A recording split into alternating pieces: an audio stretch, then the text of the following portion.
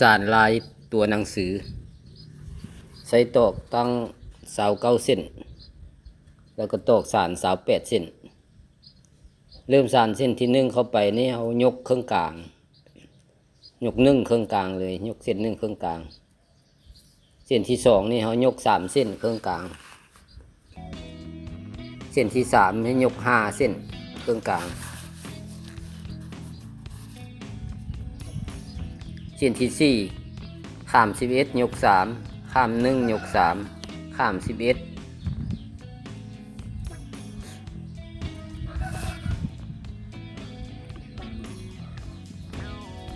เส้นที่5ข้าม10ยก3ข้าม3ยก3ข้าม10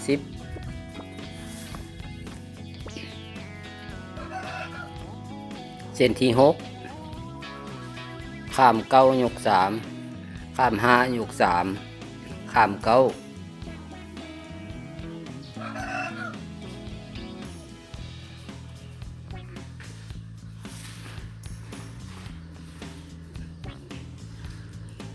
เส้นที่7ข้าม8ยก3ข้าม3ยก1ข้าม3ยก3ข้าม8เส้นที่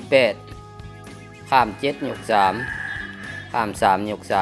3ข้าม3ยก3ข้าม7เส้นที่9ข้าม6ยก3ข้าม5ยก1ข้าม5ยก3ข้าม6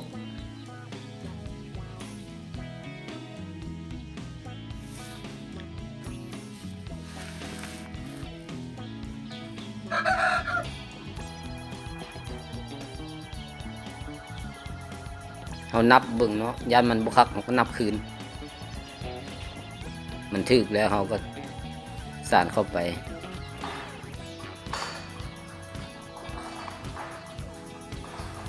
เส้นที่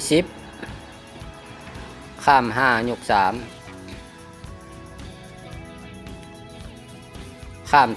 13ยก3ข้าม5ยก3แล้วมาข้าม13ข้ามหลายตัวนี้เนาะข้าม5ยก3แล้วมาข้าม13เนอะยก3สุดท้ายข้าม5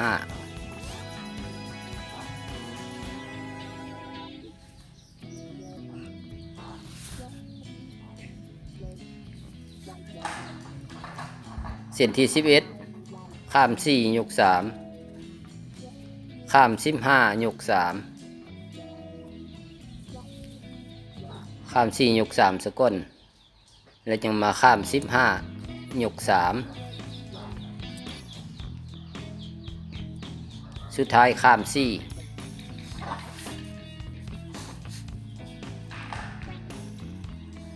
เส้น12ข้าม3ยก3ข้าม2ยก13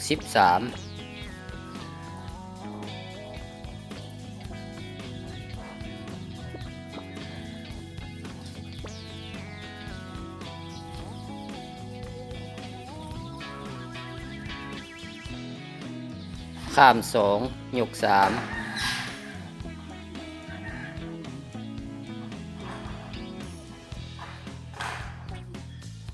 สุดท้ายข้าม3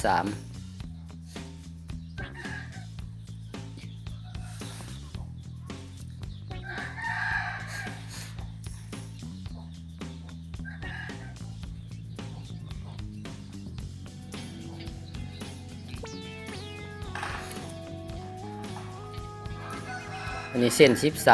13ข้าม2ยก3ข้าม3ยก12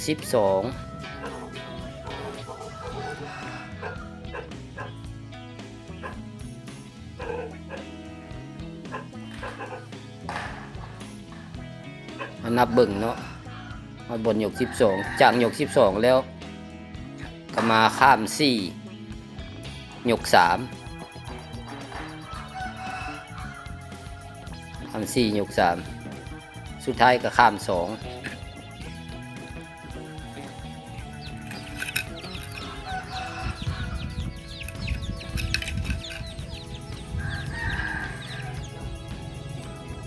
เส้น14ข้าม1ยก3ข้าม11ยก4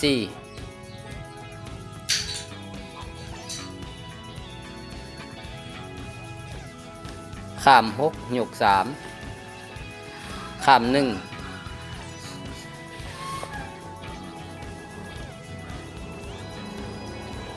เส้น15ยก3ข้าม3ยก1ข้าม7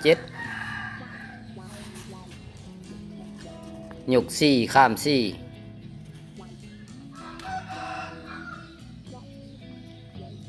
ยก1ข้าม3และยก3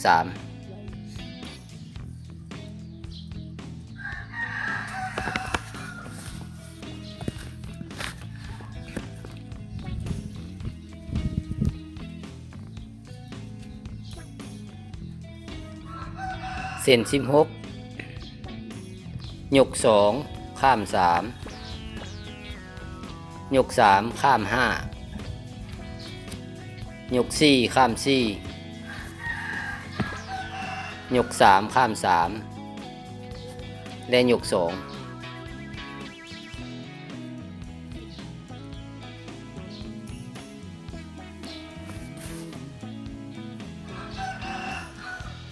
เส้น17ยก3ข้าม3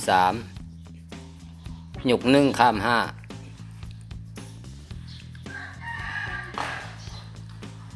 ยก4ข้าม6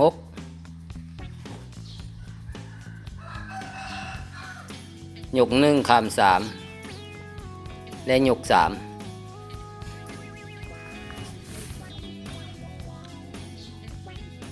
เส้น18ข้าม1ยก3ข้าม7ยก4ข้าม10ยก3และข้าม1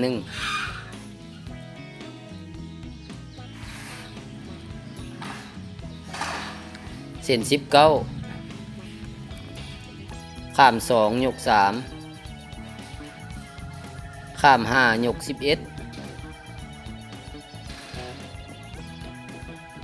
ข้าม3ยก3ข้าม2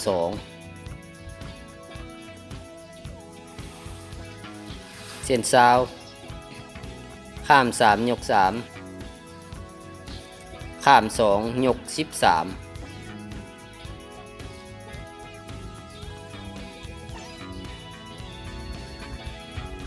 ข้าม2ยก3และข้าม3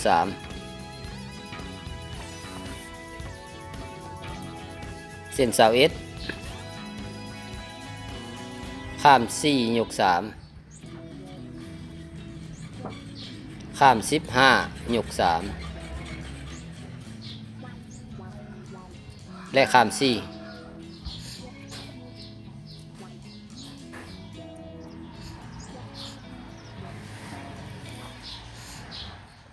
เส้น22ข้าม5ยก3ข้าม13ยก3และข้าม5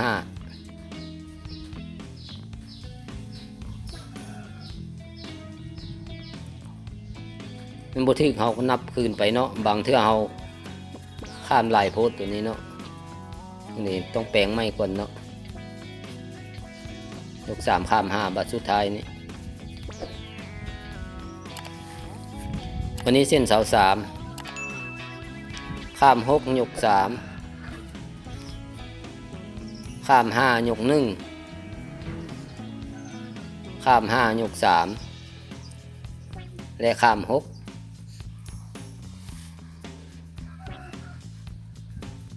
เส้น24ข้าม7ยก3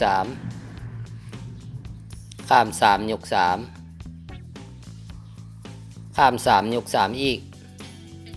แล้วก็ข้าม7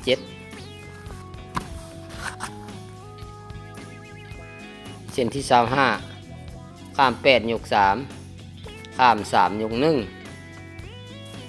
ข้าม3ยก3และข้าม8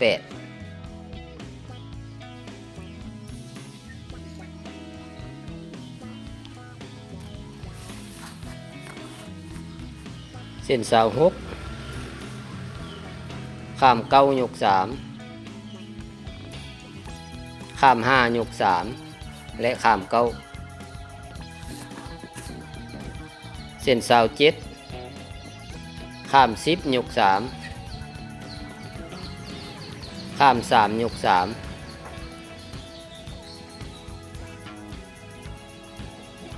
และข้ามสิบ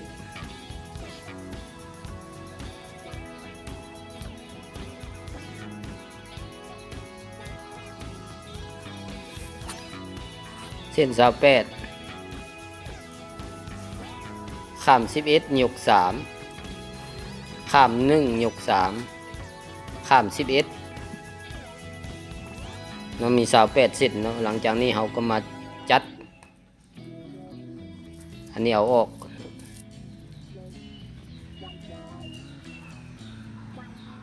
จะได้ลายมันมาแบบนี้พี่น้องลายเป็นตัวหนังสือ